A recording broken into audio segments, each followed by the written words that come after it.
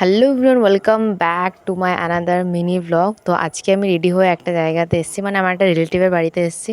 সেখানে আমি গেছি বাসের ধাক্কায় গরমের মধ্যে। আর হ্যাঁ, রবিবার না থাকলে তো কোনো জায়গায় যাওয়াই যায় না। আর বাইরে এতটাই রোদ ছিল, তোমাদের কি বলবো। এটা কোন ব্রিজ বলো তো, কী মনে হচ্ছে দেখি।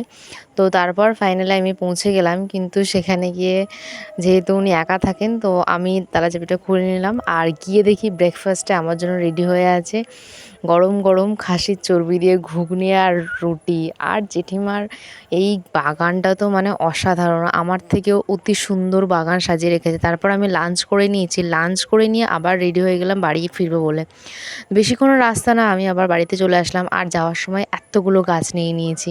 আমি বাড়ি যাচ্ছিলাম, বাড়িতে যেতে যেতে মনে হলো কিছু শপিং করতে হবে, তাই জন্য আমি আজকে ধর্মতলা গেছিলাম ভি মার্ট থেকে শপিং করতে। ওখানে গিয়ে একটা জিনিস দেখলাম যে এই গাছ ওদের লাইভ কাউন্টারে রাখবে না, ব্যাক কাউন্টারে। তো এটাকে আমাকে শপিং যখন করব তখনই নিয়ে যেতে হবে। আর আমি এগুলো কিনে নিয়েছিলাম, buy one get two free, 299 পড়েছিল পার প্যাকেট, 100 করে।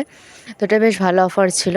তার সাথে স্ট্রিক্সের এই কন্ডিশনারটা 50% অফে নিয়ে নিয়েছি। তারপর রাতে বিরিয়ানি। আর আজকের মতন টাটা, ভালো থেকো সবাই।